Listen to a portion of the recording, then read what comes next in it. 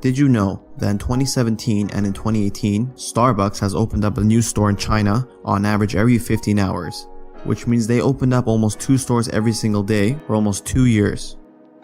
Starbucks, being the massive company that it is, for the last few years has been experiencing stagnating sales and plateauing sales in the United States, its main dominant market. In particular, we see a major slowdown in growth in 2015. Their 2015 annual report showed a net profit of $2.7 billion. Fast forward a couple years later, and in 2017, their most up-to-date annual report, they show a profit of $2.8 billion. So in other words, Starbucks' bottom line has been increasing at a measly 1 to 2% in these last 3 years.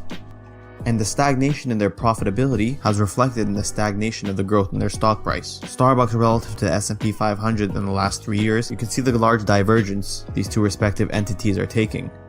At the time of this video, September 2018, if we backtrack exactly 3 years ago to 2015, the stock price is down negative 5.38%, while at the same time the S&P is up 44.62%. Obviously a very staggering difference that probably has shareholders impatient and disgruntled.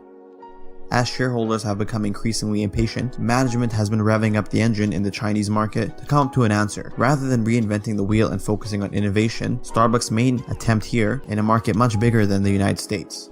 China's millennial age group, in and of itself, is larger than the entire US population. At the same time, the millennial age group in China does see coffee as a preference in regards to its beverage of choice, at much of a contrast to prior generations.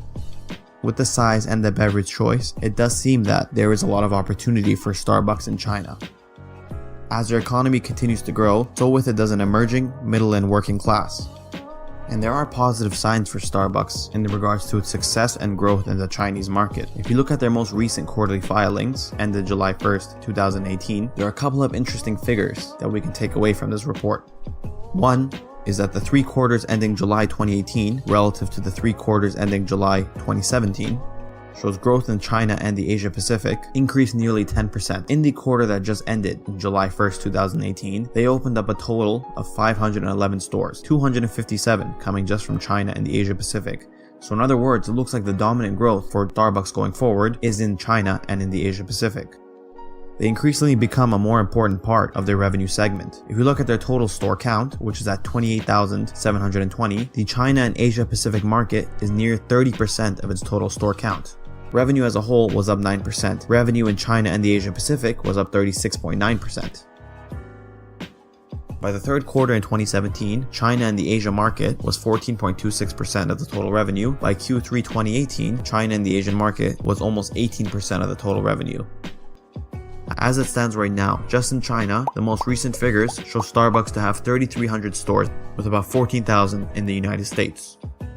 With the growth trajectories, they expect that by 2022, their store count in China will be near 6,000. For all existing shareholders or investors looking to be shareholders, you do have to stomach the idea that it may be some time before Starbucks gets it completely right in China. As we said earlier, the stock price has been stagnant relative to the market as a whole. The market in China is much larger than the market in the US. There is potential there, and the China market is a major catalyst. We want to thank you guys for listening, and once again, happy investing.